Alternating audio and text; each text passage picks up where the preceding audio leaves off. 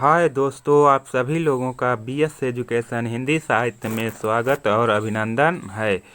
अगर आप लोग टीजीटी, पीजीटी या हिंदी से संबंधित किसी भी परीक्षा की तैयारी कर रहे हैं तो इस चैनल को सब्सक्राइब कर लें, जिससे हर एक वीडियो का नोटिफिकेशन आपको समय से मिलता रहे। चलिए देर न करते हुए इस प्रैक्टिस सेट को शुरू करते हैं। इससे पहले हम लोग एक प्रश्न नंबर 61 तक देख चुके थे।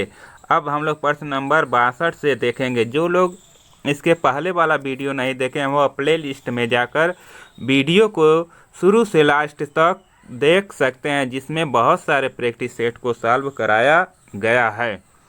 बताइए इस वीडियो का पहला प्रश्न, स्था धातु का लंग लकार मध्यम पुरुष बहुवचन का रूप क्या होगा। आपको ध्यान रखना है कि स्था धातु है, लंग लकार है, मध्यम पुरुष है और बहुवचन में रूप क्या होगा। तो आप लोगों को अनिवार्य संस्कृत को भी अच्छे तरह से तैयार करना है, क्योंकि ये आपके प्लस पॉइंट होता है तैयारी को आगे बढ़ाने के लिए। आपको परीक्षा में सफलता दिलाने का प्लस पॉइंट आपका अनिवार्य संस्कृत भी होता है। तो आपका स्था धातु लंग लकार मिस होता है भूतकाल। ठीक है, लंग लकार मिस क्या होता है? भूतकाल होता है। भूतकाल में रूप चलता है आपका अधिष्ठत, अधिष्ठताम, अधिष्ठन, अधिष्ठ, अधिष्ठतम, अधिष्ठत, अधिष्ठम, अधिष्ठाव, अधिष्ठाम। इस तरह से स्था धातु लंग लकार मध्यम पुरुष बहुवचन का अगर रूप देखा जाए तो ऑप्शन आपका सी सही जवाब होता है। अधिष्ठत आपका सही जवाब होगा। प्रश्न नंबर 63 आप बताना है आपको कि गम धातु लोट लकार प्रथम पुरुष एक वचन का रूप क्या होगा। बताइए इसमें कि गम धातु हो, लोट लकार हो, प्रथम पुरुष हो और एक वचन में रूप क्या होगा। गच्छतु होगा, गच्छ होगा, गच्छामि होगा या गच्छन्तु होगा। लोट लकार यानी आज्ञा देने या प्रार्थना के विषय में जो अगर कोई बात कहा जाता है तो वो लोट लकार के अंतर्गत आता है, जिसे आज्ञार्थक शब्द कहते हैं। इसका रूप चलता है गच्छतु, गच्छताम, गच्छन्तु, गच्छ, गच्छतम, गच्छत, गच्छानि, गच्छाव, गच्छाम। जिसमें आपका गम धातु लोट लकार प्रथम पुरुष और एक वचन में रूप पूछा जाए तो ऑप्शन ए गच्छतु आपका सही जवाब होता है। प्रश्न नंबर 64 बताइए कि यदि गृह का अर्थ घर है तो ग्रह का अर्थ क्या होगा। आपको सभी लोगों को पता होना चाहिए कि गृह मीन्स क्या होता है? घर होता है। और ग्रह मीन्स क्या होता है या आप बताइए। महल होता है, नक्षत्र होता है, ग्रहण होता है या झोपड़ी होता है। तो ग्रह मीन्स आपका क्या होता है? नक्षत्र होता है। बी ऑप्शन सही जवाब होगा। प्रश्न नंबर 65 बताइए अंतिम सीमा किस शब्द का अर्थ है। आपको बताना है कि अंतिम सीमा का क्या अर्थ होता है। पराकाष्ठा होता है, असीम होता है, क्षितिज होता है या सीमाहीन होता है। तो अंतिम सीमा मतलब पराकाष्ठा क्या होता है? पराकाष्ठा सही जवाब होता है। अगला प्रश्न बताइए कि कौन सा शब्द मनुष्य का पर्यायवाची नहीं है। इसमें से आपको बताना है कि कौन सा मनुष्य का पर्यायवाची शब्द नहीं है। अनुज नहीं है, मानव नहीं है, मनुज नहीं है या व्यक्ति नहीं है। तो मनुष्य मिस मानव भी होता है, मनुष्य मिस मनुज भी होता है, मनुष्य मिस व्यक्ति भी होता है। तो कौन सा नहीं होता है? अनुज मनुष्य का पर्यायवाची शब्द नहीं है। ऑप्शन ए आपका सही जवाब होगा। सबसे ज़्यादा पूछा जाने वाला प्रश्न आपका होता है कि छायावाद स्थूल के प्रति सूक्ष्म का विद्रोह है यह किस का कथन है। बताइए। आचार्य रामचंद्र शुक्ल का कथन है, नागेंद्र का कथन है, रामकुमार वर्मा का है या जयशंकर प्रसाद जी का है। तो छायावाद स्थूल के प्रति सूक्ष्म विद्रोह यह कथन डॉक्टर नागेंद्र का है। किसका है? डॉक्टर नागेंद्र जी का है। अगला प्रश्न बताइए आपको कि धिक जीवन जो पाता ही आया है विरोध यह पंक्ति किस कवि की है।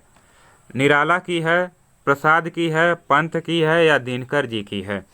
तो धिक जीवन जो पाता ही आया है विरोध यह पंक्ति सूर्यकांत त्रिपाठी निराला जी की है।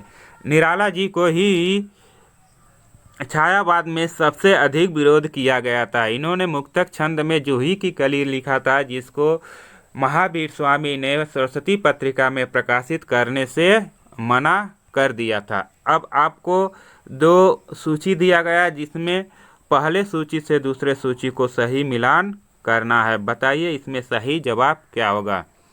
पहले सूची में आपको कवि के नाम दिया गया, दूसरे सूची में सप्तक का नाम दिया गया कि कौन सा कवि किस सप्तक से संबंधित है।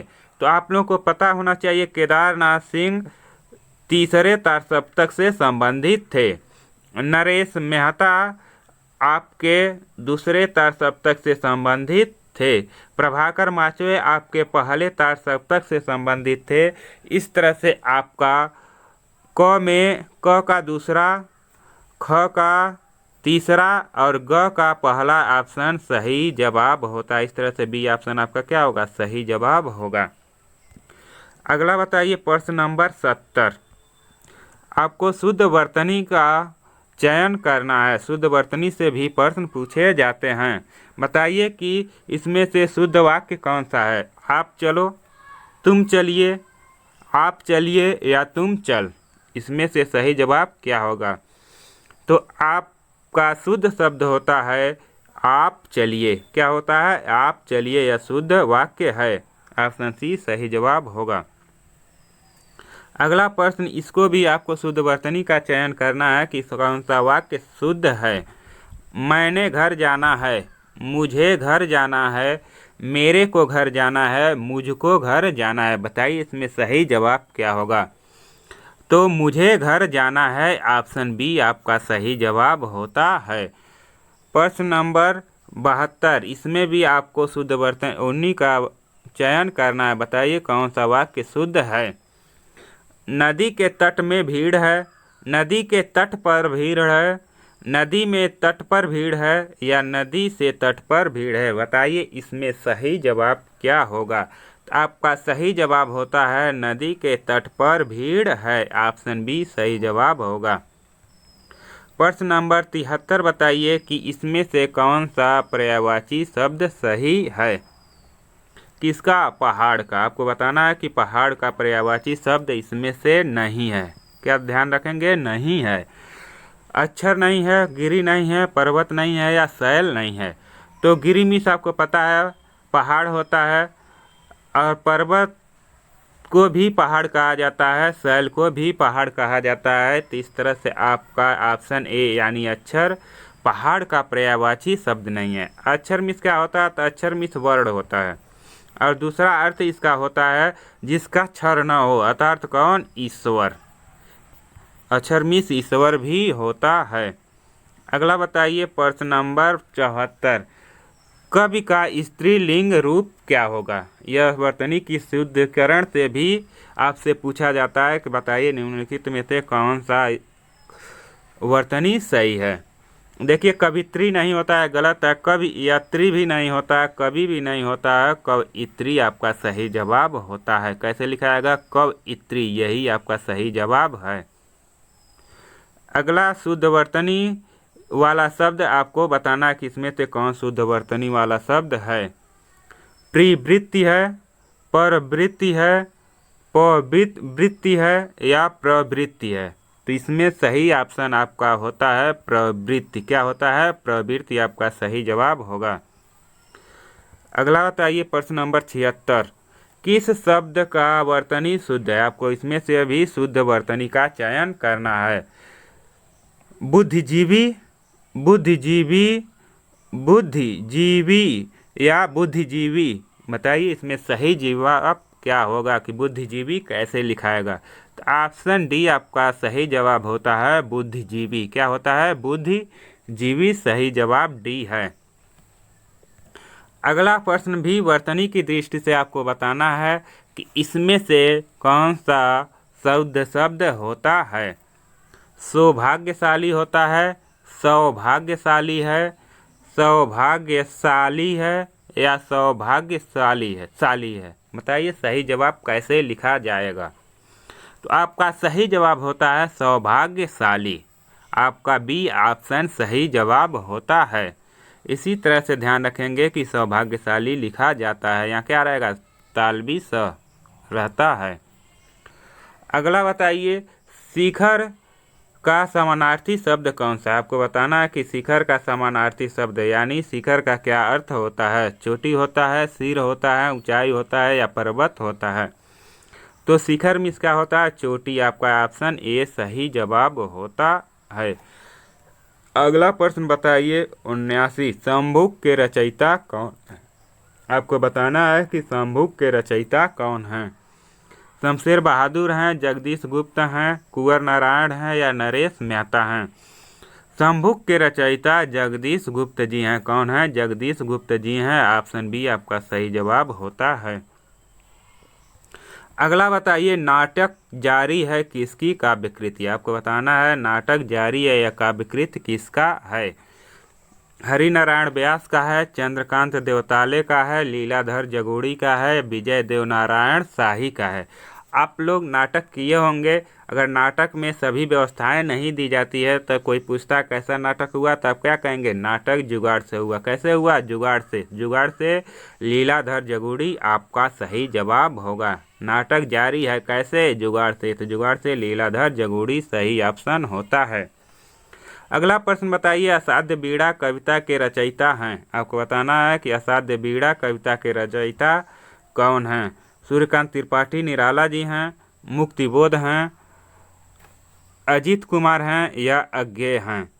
तो असाध्य बीड़ा कविता के रचयिता आपके अज्ञेय जी हैं, जिनका पूरा नाम सच्चिदानंद हीरानंद वात्स्यायन अज्ञेय था। अगला बताइए, तत् धन मय का संधि रूप होगा। आपको बताना कि तत् धन मय का संधि क्या होगा। तजमय होगा, तदमय होगा, तन्मय होगा या तत्मय होता है। इसमें कभी कभी आपसे पूछ लिया जाता है कि कौन सा संधि है। तो इसमें आपको पता होना चाहिए कि व्यंजन संधि है। कौन सा है, व्यंजन संधि है, जिसका संधि रूप क्या होगा। तो तत् धनमय का संधि रूप ही आपका तन्मय हो जाएगा। क्या हो जाएगा, तन्मय हो जाएगा। प्रश्न नंबर 83 बताइए कि इसमें सही जवाब क्या होगा।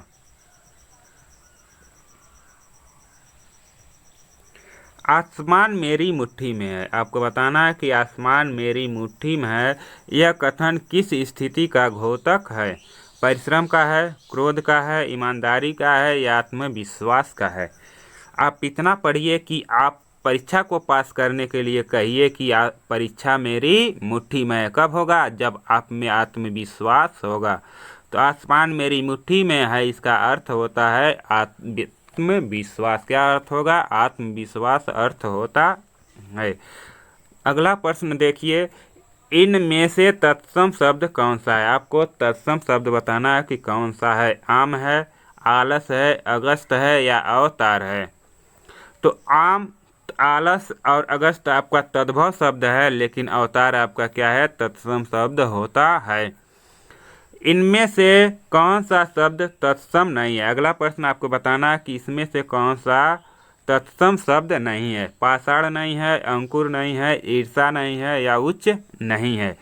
तो पाषाण आपका तत्सम शब्द है, अंकुर भी आपका तत्सम शब्द है, उच्च भी आपका तत्सम शब्द है। तो कौन सा तत्सम शब्द नहीं है, ईर्षा आपका तत्सम शब्द नहीं है। अगला प्रश्न बताइए, ऐच्छिक का विलोमार्थी शब्द कौन सा है। आपको बताना है कि ऐच्छिक का विलोम कौन सा होगा। आवश्यक होगा, अनैच्छिक होगा, स्वैच्छिक होगा या करणी होगा। ऐच्छिक का विलोमार्थी शब्द अनैच्छिक होता है। क्या होता है, अनैच्छिक होता है। बी ऑप्शन आपका सही जवाब होता है। अगला प्रश्न बताइए कि कृत्रिम शब्द का विलोम शब्द कौन सा है। आपको बताना है कृत्रिम का विलोम क्या होता है। प्रकृति होता है, निर्भय होता है, निष्कपट होता है या स्वाभाविक होता है। तो कृत्रिम का विलोम शब्द आपका हो जाएगा स्वाभाविक। क्या होगा, स्वाभाविक। ऑप्शन डी सही जवाब होगा।